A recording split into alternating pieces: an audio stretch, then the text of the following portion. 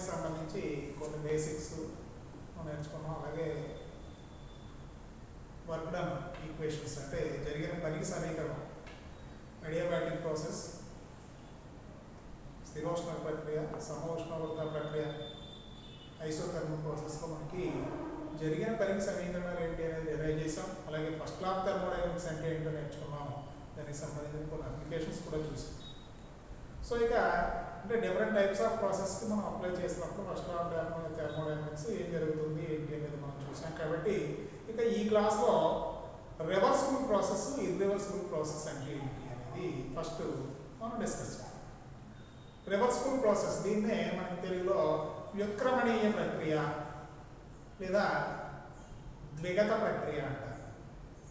వ్యుత్క్రమణీయ ప్రక్రియ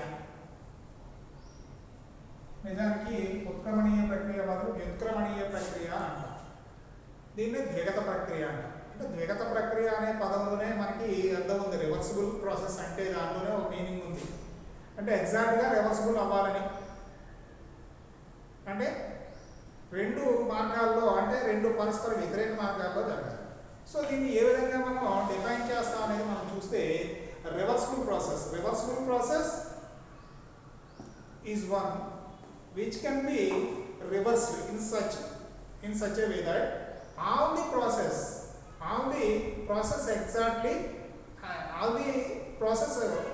occurring in direct process are exactly repeated in opposite manner or opposite order.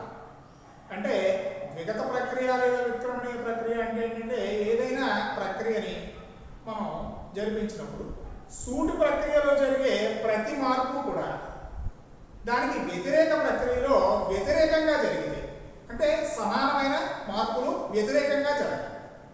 అటువంటి ప్రక్రియని ద్విగత ప్రక్రియ లేదా వ్యుత్క్రమణీయ ప్రక్రియ అంటారు.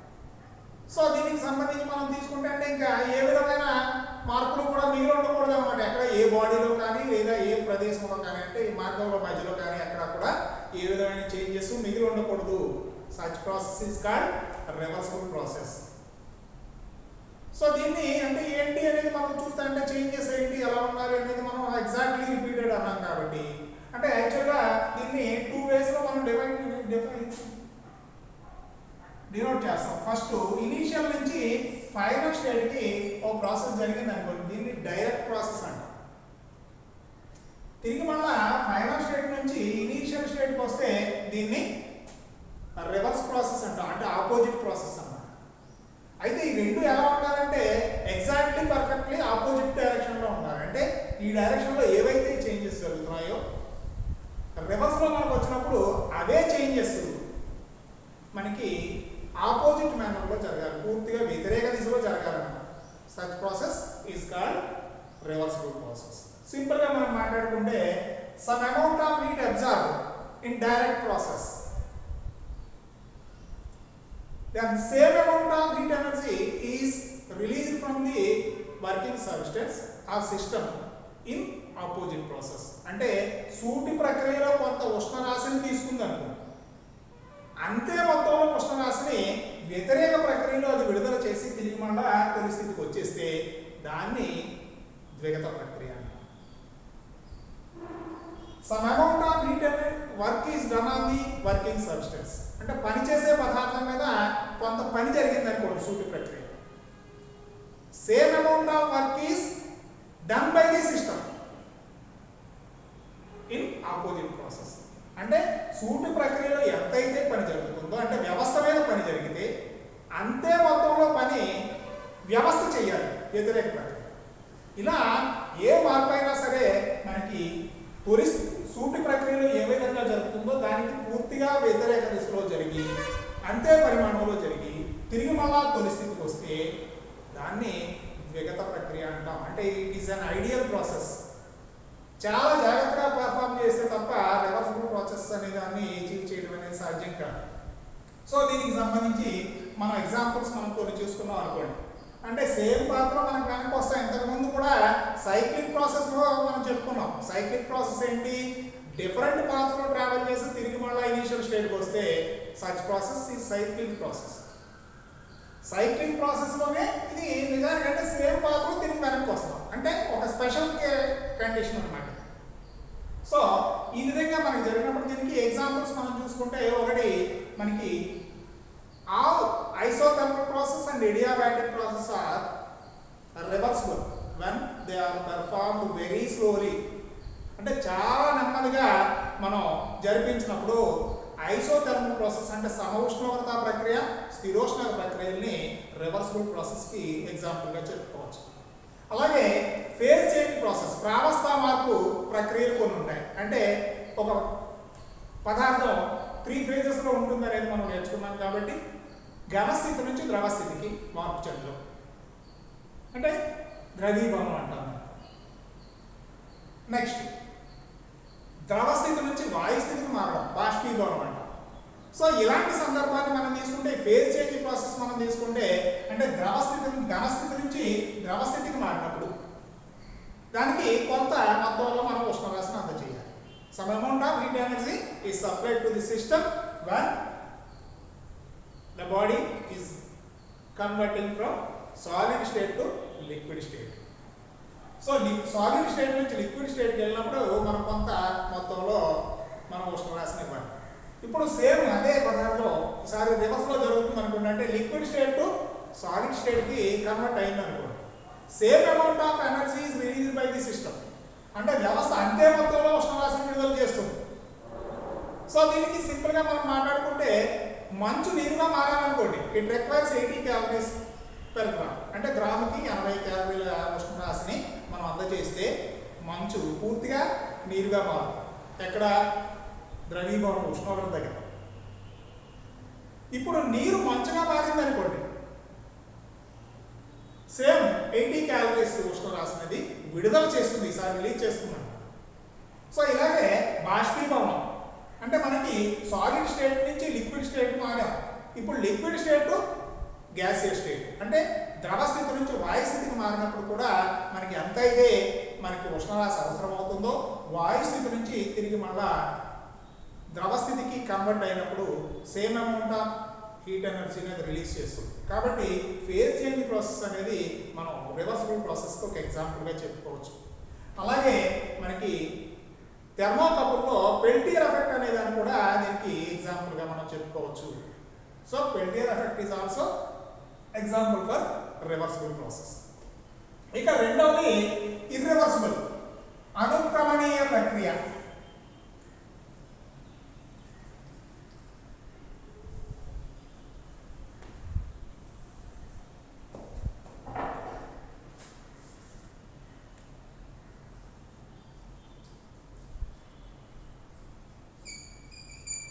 అనుక్రమణీయ ప్రక్రియ దీన్ని ఏకగత ప్రక్రియ అంట. అంటే ఇది కేవలం ఒక దిశలోనే మాత్రమే జరుగుతుంది, అంటే దీనికి వ్యతిరేకంగా సాధ్యం కాదన్నమాట. కాబట్టి అనుక్రమణీయ ప్రక్రియ అనే దాన్ని మనం ఏ విధంగా డిఫైన్ చేస్తామంటే ఉత్క్రమణీయ ప్రక్రియ కానీ ప్రతి ప్రక్రియ కూడా ఏకగత ప్రక్రియ.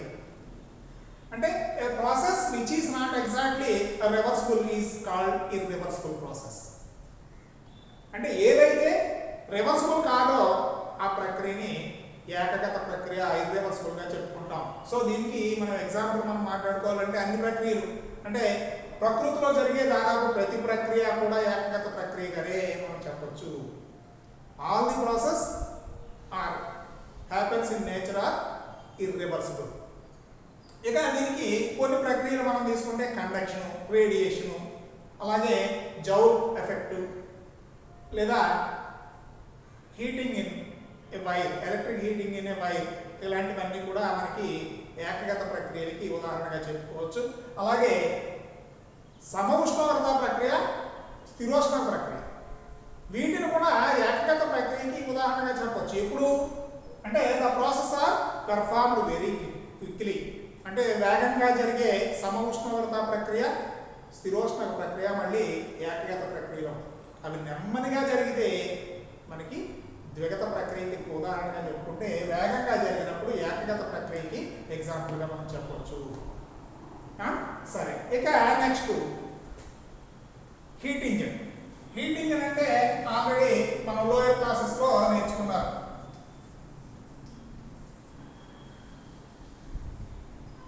ఉష్ణ యంత్రం.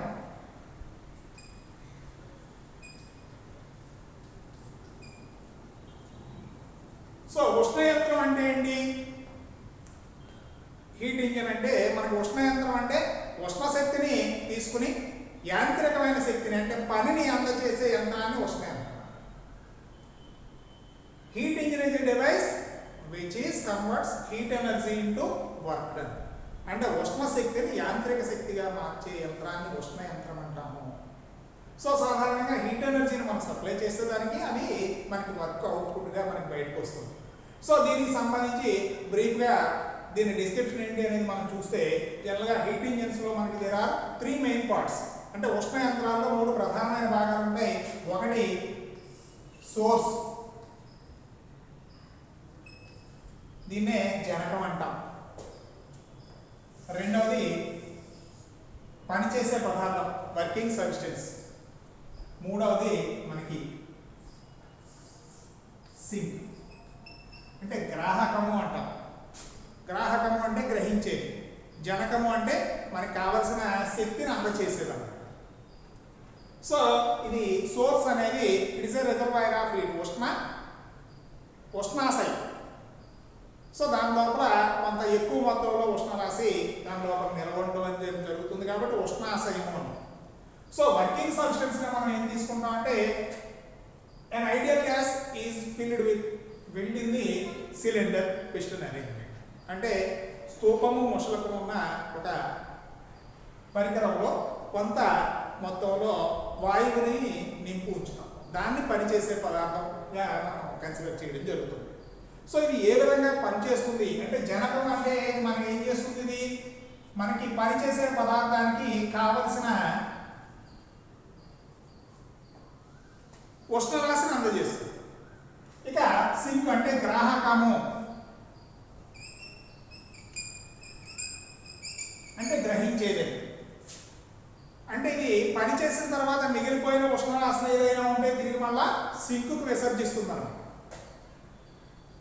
సో ఇలా విసర్జించి పనిచేసే పదార్థం మనకి తిరిగి మళ్ళా తొలి స్థితికి వస్తుంది. సాధారణంగా all the heat engines are performed in cyclic process, చక్రీయ ప్రక్రియ ఆధారంగా పనిచేస్తాయి. చక్రీయ ప్రక్రియలో మనం చూస్తే after completion of one cycle of operation the working substance regains its initial state. అంటే తొలి స్థితికి మళ్ళీ వచ్చేస్తుంది అనమాట. ఒక చక్రీయ ప్రక్రియ పూర్తయ్యేసరికి మనకి తిరిగి మళ్ళా తొలి స్థితికి వచ్చేస్తుంది. సో అంటే మళ్ళీ తొలి స్థితిలో ఏ విధమైన మనకి పారామీటర్స్ ఉన్నాయో అదే స్థితికి వస్తుంది. అంటే ఏ టెంపరేచర్ ఉందో అదే టెంపరేచర్, ఏ పీడనం ఉందో అదే పీడనం, ఏ ఘన పరిమాణం ఉందో అదే ఘన పరిమాణానికి అంటే ఫిజికల్ కోఆర్డినేట్స్ తిరిగి మళ్ళీ తొలి స్థితికి వచ్చేస్తాయి. సో ఈ సందర్భంలో మనం దీని యొక్క పనిచేసే విధానాన్ని మనం పరిశీలిస్తే some amount of heat energy is absorbed from the source. అంటే వర్కింగ్ సబ్స్టెన్స్ ఏం చేస్తుంది? It absorbs some amount of heat energy from the source. అంటే జనకం నుంచి కొంత మొత్తంలో ఉష్ణరాశిని గ్రహిస్తుంది. It is denoted by Q1 ఆ QH అని కూడా మనం రాస్తాం. Q1 లేదా QH. So a part of the heat energy is used for doing some external work. అంటే దీనిలో కొంత మొత్తంలో అంటే మనం సాధారణంగా మనం గ్రహించిన ఉష్ణరాశిని అంతటినీ పనిగా మార్చడం అనేది సాధ్యం కాదు. All the amount of heat absorbed from the source is not converting into same amount of work. అంటే మొత్తం పనిగా మార్చడం అనేది సాధ్యం కాదు కాబట్టి దీనిలో కొంత మొత్తంలో ఇది తీసుకుంటాం. సో దీన్ని ఉపయోగించుకుని ఇది బాహ్యంగా కొంత పని చేస్తుంది. ఇది it is denoting with W. అంటే it does some external work W. Remaining amount of heat energy is rejected to the sink in the form of heat. అంటే ఉష్ణ రూపంలోనే తిరిగి మిగిలిపోయిన ఉష్ణరాశిని సింకుకు విసర్జించి తొలి స్థితికి చేరుకుంటుంది. దీన్ని Q2 అని రాయొచ్చు లేదా QC అని రాయొచ్చు.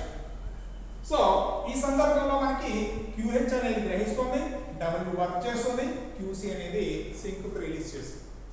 సో ఇలా రిలీజ్ చేసినప్పుడు మనం చూస్తే దీని యొక్క ఎఫిషియన్సీ అంటే దక్షతకి సమీకరణం ఏంటి, దక్షతని ఏ విధంగా నిర్వచిస్తాం అనేది మనం చూస్తే efficiency is defined as it is the ratio between the output and input. అంటే అవుట్పుట్కి ఇన్పుట్కి మధ్య ఉండే రేషియోకే మనం దక్షత అంటాం. సాధారణంగా ఇక్కడ మనకి అవుట్పుట్ ఏంటి? వర్క్. ఇన్పుట్ ఏంటి, మనం వ్యవస్థకి QH ఉష్ణరాశిని ఇస్తున్నాం కాబట్టి QH అనేది ఇన్పుట్ అవుతుంది, W అనేది అవుట్పుట్ అవుతుంది. కాబట్టి హీట్ ఇంజిన్ యొక్క ఎఫిషియన్సీని ఏ విధంగా డిఫైన్ చేయొచ్చు అంటే it is ratio between external work done by the working substance and amount of heat absorbed from the source. అంటే జనకం వ్యవస్థ చేసిన పనికి ఉష్ణాశయం నుంచి వ్యవస్థ గ్రహించిన ఉష్ణరాశికి మధ్యలో ఉన్న నిష్పత్తిని మనం దక్షత. సో దీన్ని ఈటా అనే అక్షరంతో సూచిస్తాం కాబట్టి this is defined as output and input. అంటే వర్క్ డన్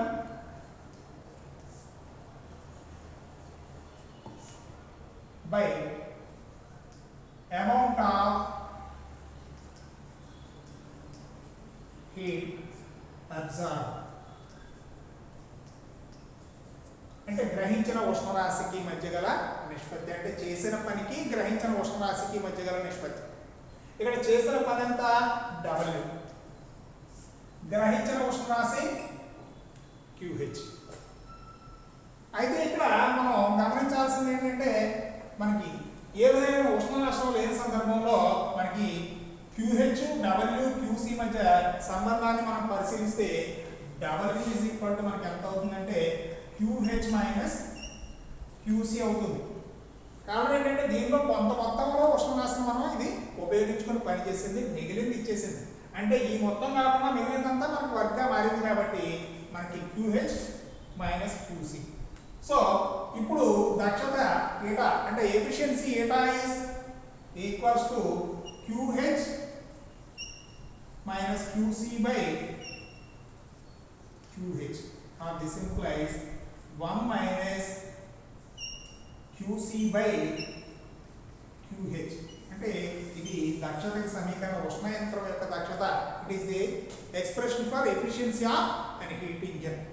ఉష్ణ యంత్రం యొక్క దక్షతకి సమీకరణం అవుతుంది. దీన్నే మనం ఉష్ణాశయం నుంచి గ్రహించిన ఉష్ణరాశిని మనం Q1 అని, సింక్ విసర్జించింది Q2 అని అనుకుంటే జనరల్ గా మనం రాసుకునేది ఏంటి, eta is equal to 1 minus Q2 by Q1 అవుతుంది. సో ఈ సమీకరణం నుంచి మనం పరిశీలిస్తే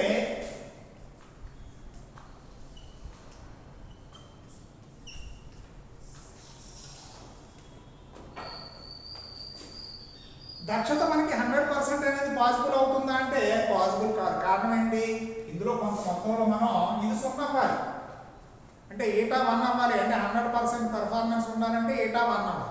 1 అవ్వాలి అంటే ఏమవుతుంది, ఇక్కడ Q2 అనేది 0 అవ్వాలి. బట్ ఇట్ ఈస్ ఇంపాసిబుల్, కొంత ఉష్ణరాశిని ఇచ్చేస్తుంది. అది ఇవ్వలేదు అనుకోండి, ఇది 0 అయింది అంటే ఇది ఇవ్వలేదు అనుకోండి, దీనిలో కొంత మొత్తమే మనకు వర్క్గా పనిచేస్తుంది కాబట్టి మిగిలిన మొత్తం దీనిలో నిలబడుంటే దాని యొక్క టెంపరేచర్ పెరిగిపోతుంది. ఆఫ్టర్ సమ్ టైం ఈ రెండింటి యొక్క టెంపరేచర్ సమానం అయిపోయింది అనుకోండి, ఉష్ణ బదిలీ అనేది జరగదు. కాబట్టి మన హీట్ ఇంజిన్ కంప్లీట్గా ఆగిపోవడం అనేది జరుగుతుంది. మనకి ఉష్ణ బదిలీ అనేది ఎప్పుడు సాధ్యం అవుతుంది అనేది మనం ఆల్రెడీ మాట్లాడుకున్నాం. హీట్ ఎనర్జీ ఎప్పుడు దాని డెఫినేషన్లోనే ఉంది. Heat is a form of energy which is transfer from one body to another body due to the temperature difference. ఉష్ణ భేదం ఉన్నప్పుడు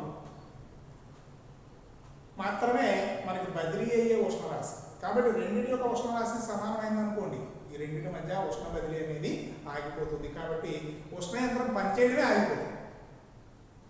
ఓకే, సో ఇది మనకి సింపుల్గా మనం మాట్లాడుకుంటే ఉష్ణ యంత్రానికి సంబంధించిన డిస్క్రిప్షన్. ఇక మనకి రిఫ్రిజిరేటర్ అంటే శీతలీకరణ యంత్రం. శీతలీకరణ యంత్రం అనేది మనం చూసుకుంటే మనకి సాధారణంగా ఉష్ణరాశి బదిలీ అనేది కేవలం వేడి వస్తువు నుంచి చల్లని వస్తువుకి, లేదా హాట్ బాడీ నుంచి కోల్డ్ బాడీకి, లేదా heat is transfers from A region of high temperature to A region of లో టెంపరేచర్. అధిక ఉష్ణోగ్రత కలిగిన ప్రాంతం నుంచి అల్ప ఉష్ణోగ్రత కలిగిన ప్రాంతానికి మాత్రమే బదిలీ జరుగుతుంది. ఇది న్యాచురల్ ప్రాసెస్. దీనికి రివర్స్లో అనేది సాధారణంగా సాధ్యం. కానీ అది ఎప్పుడు సాధ్యం అవుతుంది అంటే అలా సాధ్యం అయ్యేటట్టు చేయగలిగిందే రిఫ్రిజిరేటర్. అంటే refrigerator is a device which is transfers heat energy from లో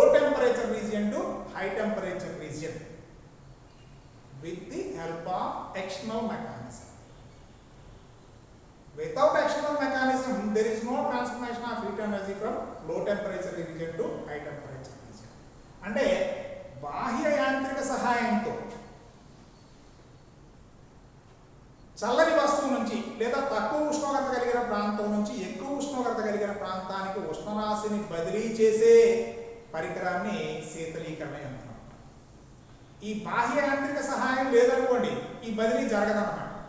ఖచ్చితంగా ఎక్స్టర్నల్ మెకానిజం సపోర్ట్ ఉంటే తప్ప మనం శీతలీకరణ యంత్రాలను ఉపయోగించడం అనేది సాధ్యం కాదు. అంటే ఉష్ణ బదిలీ అనేది లో టెంపరేచర్ నుంచి హై టెంపరేచర్కి మనకి బదిలీ అవ్వడం అనేది జరగదు. కాబట్టి ఇక్కడ దీనికి సంబంధించిన డిసిప్లిన్ మనం తీసుకుంటే సింపుల్గా ప్రాక్టీస్ ఇన్ ప్రాక్టీస్ మనం దీన్ని ఏ విధంగా మనం మాట్లాడతామంటే refrigerator is a device. Refrigerator is also a heat engine which is perform in opposite direction or opposite man. అంటే శీతలీకరణ యంత్రం అనేది ఒక ఉష్ణ యంత్రం. ఇప్పుడు వ్యతిరేక దిశలో పనిచేస్తున్న ఉష్ణ యంత్రాన్ని శీతలీకరణ యంత్రంగా చెప్తాం. అంటే మనకి శీతలీకరణ యంత్రంలో కూడా ఉష్ణ యంత్రంలో ఉన్నట్లుగానే మనకి 3 భాగాలు ఉంటాయి. అంటే జనకం ఉంటుంది, గ్రాహకం ఉంటుంది, పనిచేసే పదార్థం ఉంటుంది. కాకపోతే ఇక్కడ పెర్ఫార్మెన్స్ మనం చూసుకున్నాం అనుకోండి, పనిచేసే విధానం పూర్తిగా వ్యతిరేక దిశలో ఉంటుందన్నమాట. సో కాబట్టి ఇది ఏ విధంగా పనిచేస్తుంది ఏంటి అనేది మనం చూస్తే